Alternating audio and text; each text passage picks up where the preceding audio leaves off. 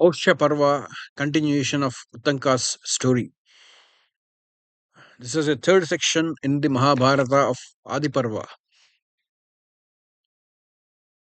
On arriving at the palace, Utanka saw Paushya seated on his throne, and approaching him, Utanka saluted the monarch and pronouncing blessings and said, I have come as a petitioner to you.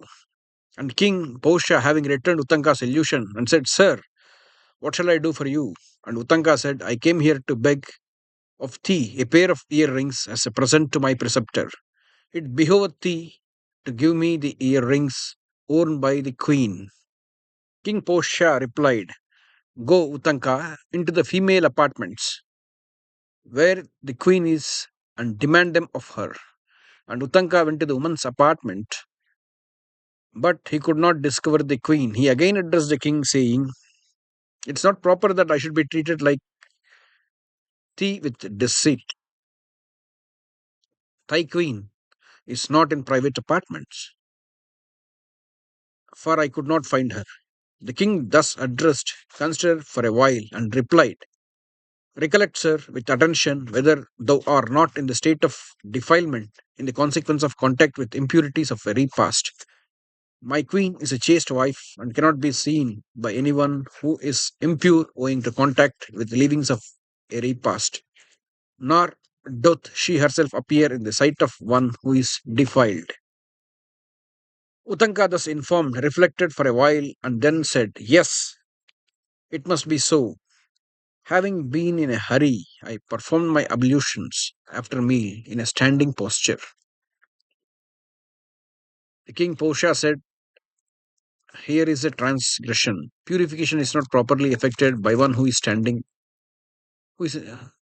affected by one in a standing posture, not by one while he is going along. And Utanga, having agreed to this, sat down with his face towards the east and washed his face, hands, and feet thoroughly. So this is the reason why we say we should sit down and take bath, not stand and take bath. Anytime you do ablution, you sit down and do it rather than stand and do it. And when you take bath, you should always have a towel or cloth tied to your body because you are alive. Only the dead pretas will have naked body bath. So this is the way it should be done. And then he, without a noise, sipped thrice water free from the scum and froth, not warm, and just sufficient to reach his stomach, and wiped his face twice. And he then touched waters with apertures of his organs, eyes, ears, head, leg, feet, navel, heart, shoulders. Um, that's not in order, but of course, nostrils, ears, eyes. So this is called achamana. What's what we do. So, having thus done all this, he once more entered the apartments of women. This time he saw the queen, and the queen perceived him. She saluted him respectfully and said, Welcome, sir, command me, what I have to do? And Utanka said unto her, It behoved thee to give me those earrings of thine. I beg them as a present for my preceptor. And the queen, having been highly pleased with Utanka's conduct, and considering that Utanka was an object of charity, could not be passed over, took off her earrings and gave it to him. And she said, These earrings are very much sought after by Takshaka. There are 8 big snakes. In that, Takshaka is one. Ananta, Ananta, we all know it is Adishesha. Ananta, Sesha, Adishesha. So Ananta is another serpent. Vasuki, Takshaka, Karkotaka, Shankapala, Gulika, Padma, Mahapadma. These are the big serpents.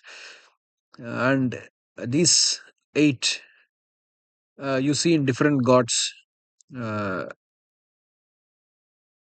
having them as their Ignobavita. That is a sacred thread. And Shiva has it, Vasuki as ornament. Adishesha is the bed for Lord Vishnu. Takshaka is friend of Indra.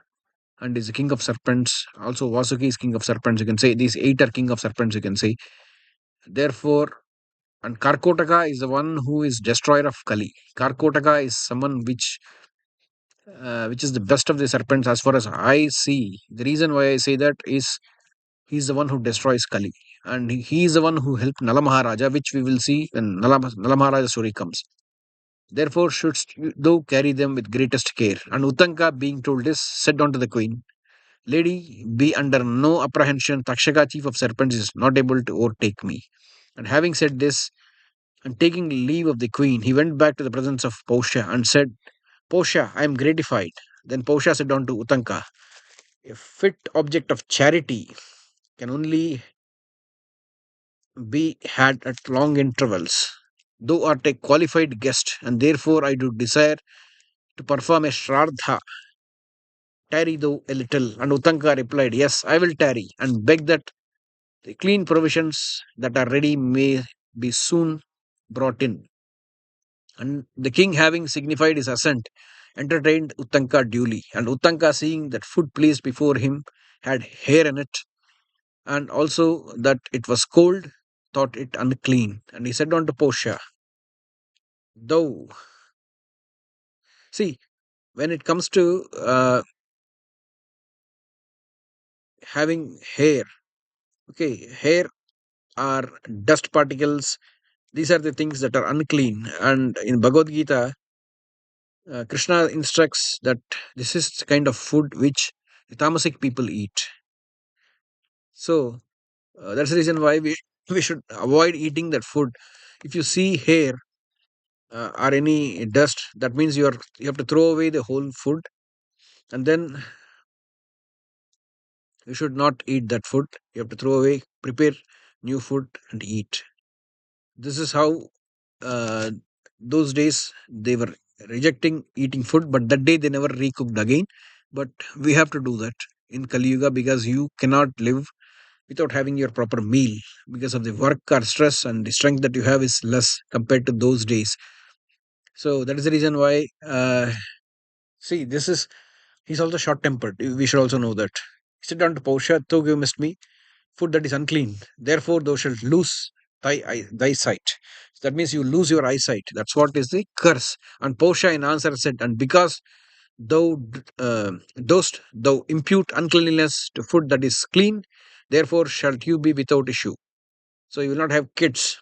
That is the curse from Pausha which he got. And Utanka thereupon rejoined, It behoved thee not, after having offered me unclean food, to curse me in return. Satisfy thyself by ocular proof.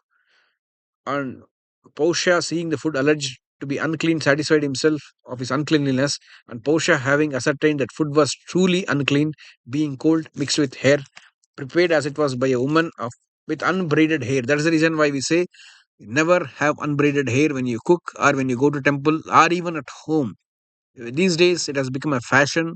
And then as an astrologer, I also say that this is going to affect your Mars, and your family life will be ruined. For all the women who release their hair for fashion, this is what you are going to face. You are going to ruin your own happiness. It's up to you whether you like fashion, you want to be modern, then go to hell. This is what I can say, because you are going to hell. You are going to make your life hell. That means that's it. After destroying your family and your happiness, what benefit you will have? Nothing. Okay. He began to pacify the Rishi Utanka, saying, Sir, the food placed before you is cold, does contain hair, having prepared without sufficient care. Therefore, I pray thee pardon, let me not become blind. And Utanka answered, What I must say must come pass. Having become blind, you must, however, recover the sight before long. Grant that your curse do not take effect on me. Portia said unto him, I am unable to revoke my curse, for my worth even now has not been appeased. But you know not this, for a Brahmana's heart is soft as new churned butter, even though his words bear up a sharp edged razor. It is otherwise in respect of these with Kshatriya. His words are soft and new churned butter, but his heart is like a sharp edged tool. Being the case, I am unable, because of hardness of my heart, to neutralize my curse. Then you go your own way. To this, Utanka made an answer. I showed you the uncleanness of food you offered me, and I was even now pacified by you. Besides, said you first that because I imputed uncleanness to food that was clean, I should be without issue. But the food is truly unclean. The curse cannot affect me. Of this I am sure. And Utanka, having said this, departed with earrings. See, this is the problem. Like, uh, we should know that the Kshatriyas are the political leaders. They talk soft and really they do not mean what they say. All the political leaders, if you observe, they are talking with kind of softness because they need their votes, and you are the people, you will be given kind of uh, all kinds of gifts from them, but in reality they see that whatever their gifts are, they're bound to fail. On the road, Utanka perceived towards him a naked idle beggar, sometimes coming in the view and sometimes disappearing. And Utanka put the earrings on the ground, went for water. In the meantime, beggar came quickly to the spot, taking up the earrings and ran away. And Utanka, having completed ablutions in water and purified, and having also reverently bowed down to the gods and spiritual masters, pursued the thief with utmost speed. Having with great difficulty overtaken him, he seized him by force. At that instant, the person ceased, quitting the form of beggar, assuming a real form, that is of Takshaka, speedily entered a large hole open in the ground. And having got in, Takshaka proceeded to his own abode, the region of the serpents. Nagaloka. Takshaka was the one who came in disguise as a beggar. He escaped to Nagaloka when he was caught. Now Utanka, recollecting the words of the queen, pursued the serpent, began to dig open the hole with a stick, but was unable to make much progress. And Indra, beholding the distress, sent his thunderbolt to his assistance. Thunderbolt is nothing but Vajrayudha. Then the thunderbolt, entering the stick, enlarged the hole, and Utanka began to enter the hole after the thunderbolt.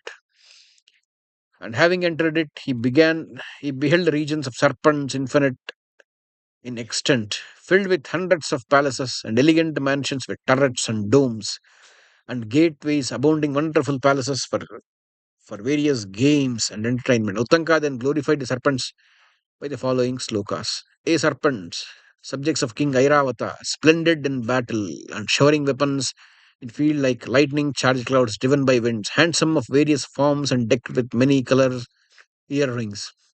Ye children of Airavata, ye shine like sun in the firmament. On the northern banks of Ganges, there are many habitations of serpents.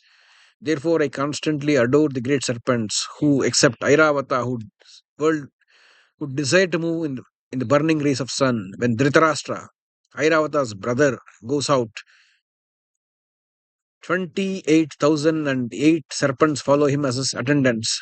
Ye who move near him and ye who stay at the distance from him, I adore all of you, that you have Airavata for your elder brother. I adore thee also to obtain earrings, O Takshaka, who formerly dwelt in Kurukshetra in the forest of Kandava, Takshaka and Ashwasena. They are constant companions who dwell in Kurukshetra on the banks of Ikshumati. I also adore the illustrious Srutasena, the younger brother of Takshaka, who resided in the holy place called Mahajumna in the view to a view to obtaining the chief ship of the serpents. The Brahmana Rishi Utanka, having saluted chief serpents in this manner, obtained not, however, the earrings, and he thereupon became very thoughtful. When he saw he obtained not the earrings, even though he had adored the serpents, he looked about him and beheld two women at a loom weaving a piece of cloth with fine shuttle. In the loom were black and white streets, and he likewise saw a wheel with 12 spokes turned by 6 boys, and he also saw a man with handsome horse. He began to address them with the following mantras. This wheel, whose circumference is marked by 24 divisions representing as many lunar changes, is furnished with 300 spokes. It is set continual motion by 6 boys seasons. It should be 360 spokes. It should not be 300 spokes. 360 makes one circle. Some mistakes must be there in translations sometimes. These damsel representing universal nature are weaving without intermission a cloth with threads black and white, thereby ushering into existence the manifold worlds that brings to inhabit them. Thou welder of the thunder, the protector of the universe, the slayer of Rita and Namuchi, thou illustrious, who one wearest the black cloth and displayest truth and untruth in the universe, thou who ownest for thy career the horse which was received from the depths of the ocean, and which is but other form of Agni, the form of fire, I bow to you, thou, O Supreme Lord, thou Lord of the three worlds, O Purandara. See, there are many Indras. The present Indra is called Purandara. Then the man with a horse said unto Utanka, I am gratified by this thy adoration. What good shall I do to thee? And Utanka replied, even let the servants be brought under my control. Then the man rejoined, blow into the horse. And Utanka blew into the horse. Where did he blow? He blew in the arse of the horse. Why did he blow in the arse of the horse? Which will be explained later. And from the horse thus blown into, there issued from the very aperture of his body flames of fire with smokes by which the region of the Nagas was about to be consumed. And Takshaka, surprised beyond measure and terrified by the heat of the fire, hastily came out of his abode, taking the earrings with him, said on to Utanka, pray sir, take back the earrings. And Utanka took them back. But Utanka, having recovered his earrings, thought, oh, this is a sacred day of my preceptress. I am at a distance. How can I therefore show my regard for her? And Utanka was anxious about this. The man addressed him, ride on the horse, Utanka. He will be in a moment carry thee to the master's abode. To thy master's abode. Okay. And Utanka, having signified his assent, mounted on the horse, presently reached his preceptor's house. And his preceptress, in the morning, having bath, was dressing her hair, sitting, thinking, and uttering a curse on Uttanka if he should not return within the time. But in the meantime, Uttanka entered the preceptor's abode and paid his respects to his preceptress and presented her the earrings. Uttanka, she said, you have arrived at the proper time, at the proper place. Welcome, my child. You are innocent, and therefore I do not curse you. Good fortune is even before you. Let your wishes be crowned with success. Then Uttanka waited for his preceptor, and preceptor said, you are welcome. What has occasioned by long absence? Utanka replied to his preceptor, sir, in the execution of my business, obstruction was offered by Takshaka, the king of serpents. Therefore, I had to go into the region of Nagas. There I saw two damsels sitting at a loom, waving fabric with black and white threads. Pray, what is it? See, here you are going to understand the whole mystic things about the world, time, and everything. So, be careful what you are listening now. Likewise, I beheld a wheel with 12 spokes ceaselessly turned by 6 boys. What do that import? Who is also the man that I saw? And what is a horse of extraordinary size likewise beheld by me? And when I was on the road, I also saw a bull with a man mounted thereon, by whom I was endearingly accosted. Thus, Utanka, eat the dung of this bull, which was also eaten by thy master. So I ate of the dung of that bull according to his words, who also is he. Therefore, enlightened by you, I desire to hear all about them. His preceptor thus addressed, saying, two damsels that you have seen are Dhata and Vidhata. The black and white threads denote day and night. The wheel of 12 spokes turned by 6 boys signifies year comprising 6 seasons. Vasanta, Grishma, Sharad, Varsha, Hemanta, Sisira, Rutu. These are the 6 seasons, which the Westerners have only 4. The man is Parjanya, the deity of rain, and the horse is Agni, the fire god. The bull that you had seen on the road is Airavata. That is the reason why, because you see, when I said he blew in the earth, because you blow down, you don't blow in the air, you don't blow up to make the fire come up. You blow below, then the fire comes up. The bull that you have seen on the road is Airavata, the king of elephants. The man mounted there is on Indra. The dung you ate was eaten by you was Amrita. It was certainly for this last that you have not met with the death in the region.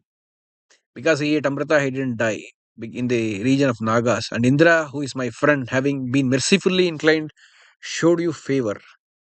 It is for you, you return safest. And with the earrings, then, O you amiable one, I give you leave to depart. Thou shalt obtain good fortune. And Utanka, having his master's leave, moved by anger, resolved to avenge himself on Takshaka, proceeded towards Hastinapura.